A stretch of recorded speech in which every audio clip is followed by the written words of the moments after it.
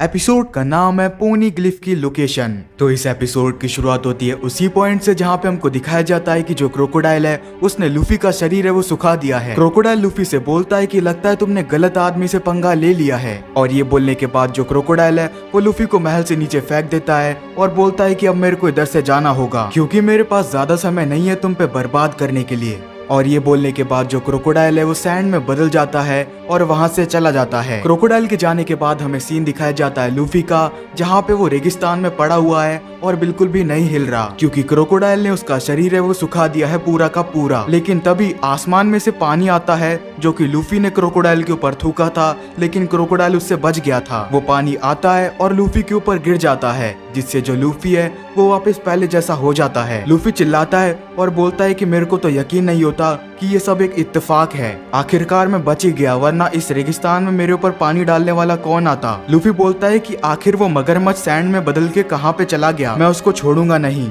फिर हमें सीन दिखाया जाता है अल्बास्ता के पुराने मंदिर का, जहाँ पे जो मिस ऑल संडे है वो अल्बास्ता के राजा को लेके आई है। मिस ऑल संडे है वो बोलती है कि मेरे को पता है कि जो पोनीग्लिफ है वो यहाँ पे है, इसलिए बेहतर होगा कि मेरे को बता दो कि मेरे को पोनीग्लिफ कैसे मिलेगा। और ये सुनने के बाद जो अल्बास्ता का राजा है वो एक स्टैचू को सरकाता है जिससे खुफिया रास्ता है वो बन जाता है और वो खुफिया रास्ता जा रहा होता है अंडरग्राउंड, जहाँ पे जो पोनीग्लिफ है वो रखा है। राजा और मिस ऑल संडे घुस जाते हैं उस अंडरग्राउंड वाले रास्ते के अंदर और मिस ऑल संडे बोलती है कि बस थोड़ी सी देर और, फिर जो पोनीग्लिफ है वो मेरी आंखों के सामने होगा। राजा बोलता है कि अगर तुम बुरा ना मानो तो क्या मैं तुमसे एक बात पूछ सकता हूँ, अगर तुम पोनीग्लिफ को ढूंढ रही हो तो इसका मतलब ये है क्या तुम पोनीग्लिफ को पढ़ सकती हो। मिस ऑल संडे इस बात का जवाब देते हुए कहती है कि हाँ, मैं पोनीग्लिफ को पढ़ सकती हूँ और यही वजह है कि मैं क्रोकोडाइल के साथ काम करती हूँ क्योंकि क्रोकोडाइल को मेरी जरूरत है और यही वजह है कि क्रोकोडाइल मेरे को मार नहीं सकता। क्रोकोडाइल का मकसद प्लूटोन को पाना है, लेकिन प्लूटोन तक पहुंचने का रास्ता पोनीग्लिफ के अंदर है। राजा बोलता है तो अच्छा, इसलिए तुम दोनों साथ में काम करते हो। फिर थोड़ी देर बाद का सीन दिखाया जाता है जहाँ पे जो मिस ऑल संडे है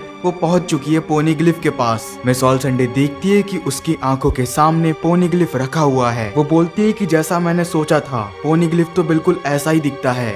इधर हमें सीन दिखाया जाता है सारे नेवी के ऑफिसर्स का और ताशिगी का, जहाँ पे सारे लोग हैं वो घायल पड़े हैं क्योंकि मिस ऑल संडे उनको घायल करके गई है। ताशिगी अपने मन में सोचती है कि मैं उसे नहीं रोक पाई, लेकिन तभी उन नेवी के ऑफिसर्स के आगे क्रोकोडाइल आ जाता है। क्रोकोडाइल ताशिगी को देखता है और बोलता है अच्छा, तो ये काम मिस ऑल संडे करके गई है। वो उनका मजाक उड़ाता है और बोलता है कि तुम्हारे साथ तो बिल्कुल ऐसा ही होना चाहिए। वैसे तुम्हारा वो कैप्टन स्मोकर कहाँ पे गया है, क्या वो भाग गया? क्रोकोडाइल उन सारे लोगों का मजाक उड़ाने के बाद चला जाता है मंदिर की तरफ जहाँ पे पोनीग्लिफ है। इधर हमें सीन दिखाया जाता है उसॉप का, जो कि क्रोकोडाइल की एक्टिंग कर रहा है। उसॉप बोलता है कि मैं हूँ क्रोकोडाइल, 7 वॉरलॉर्ड में से एक, मेरे से डरो। लेकिन तभी जो जोरो होता है वो गुस्से में आके उसके मारता है और बोलता है कि आखिर तुम क्या कर रहे हो। उसॉप चिल्ला के बोलता है कि मैं अपने आप को क्रोकोडाइल की जगह पे रख के देख रहा हूँ ताकि मैं ये सोच सकूं कि आखिर क्रोकोडाइल के घटिया दिमाग ने तोप को छुपाने का प्लान कहाँ पे बनाया होगा।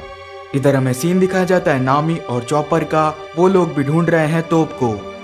सांजी भी इधर ढूंढ रहा होता है तोप को और बोलता है कि हमको जल्दी से ढूंढना होगा क्योंकि इसमें बहुत सारे लोगों की जान दांव पे लगी है। इधर वीवी और पैल का सीन दिखाया जाता है जहाँ पे जो वीवी है वो बोलती है कि तोप किसी भी वक्त चल सकती है, जल्दी से तोप को ढूंढो। इधर हमें वापस ताशिगी का सीन दिखाया जाता है जहाँ पे जो ताशिगी है वो खड़े होने की कोशिश कर रही है, लेकिन तभी वो देखती है कि जो लूफी है वो उसके आगे आ चुका है। ताशिगी उससे बोलती है कि मेरे को कमजोर समझने की गलती मत करना, मैं तुमको मार दूंगी। लेकिन जो लूफी होता है वो लड़ाई करने के मूड में नहीं होता, वो तो उल्टा ताशिगी से पूछता है कि मेरे को बताओ कि क्रोकोडाइल कहाँ पे है। ये बात सुन के जो ताशिगी है वो बहुत ही चौंक जाती है और वो अपने मन में कुछ सोचने लगती है। थोड़ी देर सोच विचार करने के बाद जो ताशिगी है वो खुद बताती है लूफी को कि जो क्रोकोडाइल है वो उस मंदिर की तरफ गया है। लूफी बोलता है कि बताने के लिए शुक्रिया और वो भी भग जाता है मंदिर में जहाँ पे क्रोकोडाइल गया है। लूफी के जाने के बाद जो ताशिगी है वो थोड़ी दुखी लग रही होती है और बोलती है क्या मैंने उसको ये बता के सही किया या गलत। इधर जो लूफी होता है वो बहुत ही गुस्से में होता है और भाग रहा होता है मंदिर की तरफ,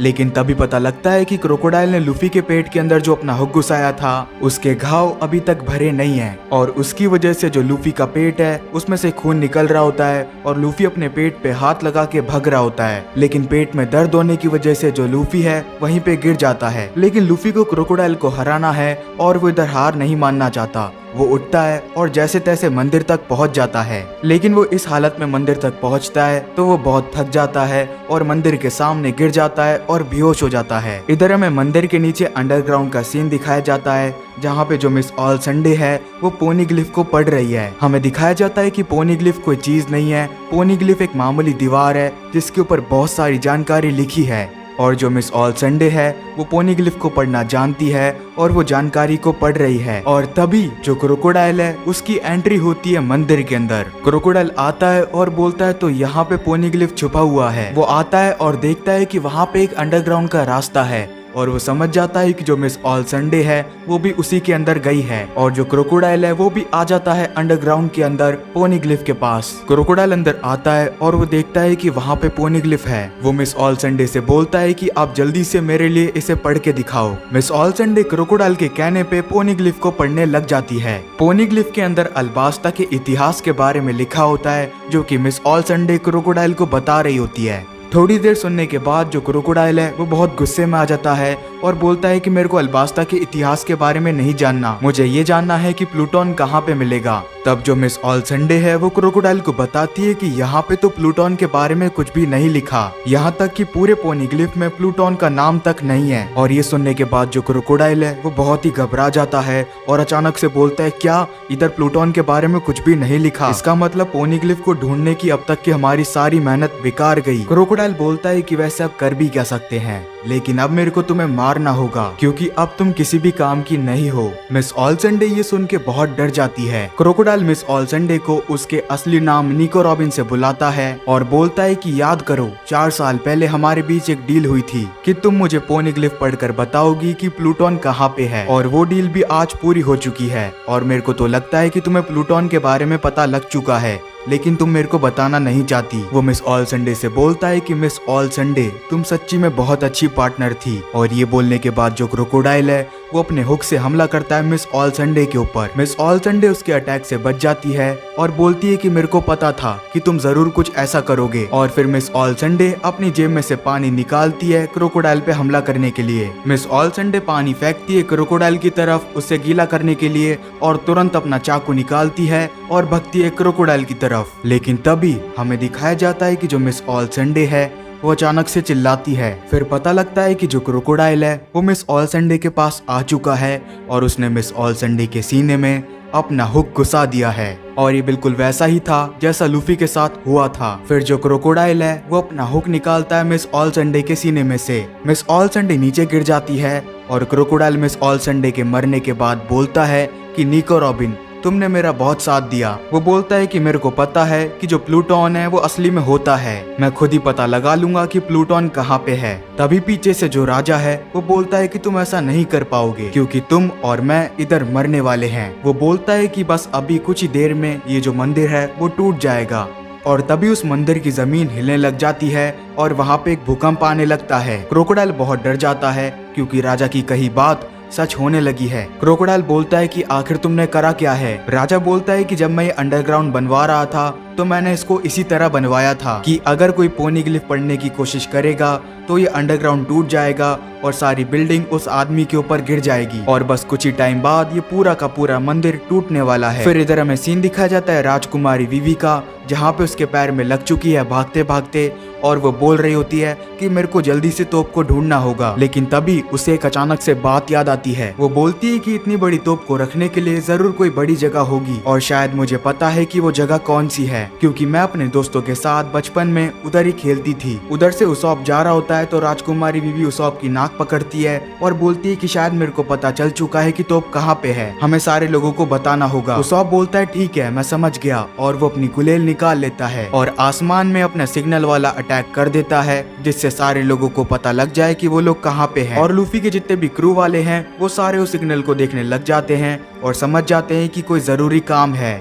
फिर हमें सीन दिखाया जाता है लूफी का, जो कि मंदिर के बाहर है और बेहोश पड़ा है। लूफी अचानक से जगता है और बोलता है क्या मैं सो गया था। लूफी को अचानक से याद आता है कि मैं तो क्रोकोडाइल का पीछा करते करते इधर आया था। वो अपने सामने एक अंडरग्राउंड का रास्ता देखता है और वो समझ जाता है कि क्रोकोडाइल जरूर इसके अंदर ही गया होगा। इधर हमें सीन दिखाया जाता है अंडरग्राउंड का, जहाँ पे सारी चीज है वो टूट रही है और पूरा मंदिर धीरे धीरे करके टूटने वाला है। और इधर जो क्रोकोडाइल है वो राजा का मजाक उड़ाता है और बोलता है कि तुम मेरे को मारने की सोच रहे हो, जब ये मंदिर गिरेगा तो मैं सैंड में बदल जाऊंगा और इधर से भाग जाऊंगा अपनी जान बचा के। तुम अपने बारे में सोचो, आखिर तुम इधर से बाहर कैसे निकलोगे। और तभी हमें सीन दिखाया जाता है लूफी का, जहाँ पे जो लूफी है वो आ रहा है अंडरग्राउंड के अंदर भागते भागते और बोलता है कि क्रोकोडाइल मैं आ रहा हूँ, मैं जानता हूँ कि तुम इसके अंदर छुपे हो, तुमने सबको बहुत परेशान किया है और तुम नहीं बचोगे। और इसी पॉइंट पे ये एपिसोड है वो भी खत्म हो जाता है।